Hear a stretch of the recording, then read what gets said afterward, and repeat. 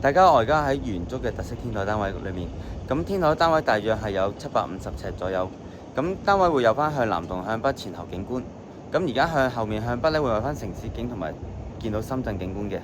咁而家向南就會睇到個山景，同埋都望到津柏景觀。有興趣嘅歡迎入睇，唔該。